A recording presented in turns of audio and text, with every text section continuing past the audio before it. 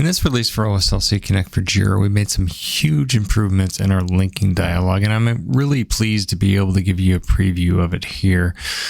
So to give you a sense of what we're doing is we're trying to be able to make it as easy as possible for you to be able to create a link. For example, when we come to our collaboration link dialog, we immediately get the drop dialog, or we can be able to go ahead and immediately select requirements we might want to be able to link to. So you'll see a label here for the implements relationship, as well as what container we're in. And just a simple click gets us to that dialog.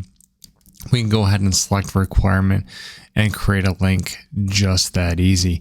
Now, that's not just the only thing we can do. What we see is when we go back to this link dialog, that not only did we have access to be able to create that implements requirement very quickly, we also have access to all the other link types and the containers that we might have. So in case I want to be able to create something or select something that is potentially something like another change request, I can be able to go to that container very rapidly, be able to find the artifact that I want to link to, and be able to link to it extremely quickly. And that's the whole point here. We want to be able to make it easy for you to be able to link and create relationships right away. And indeed, if we want to, we can go ahead and have that drop dialog in place and be able to say that if I want to be able to bring a dialog over here, I can go ahead even over to my RMM, might see a diagram here, see an artifact that I need to create a relationship to, and simply drag that over into this drop dialog.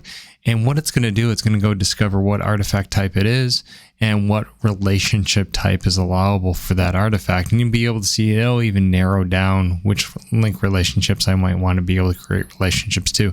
So it happens that easy, that quick.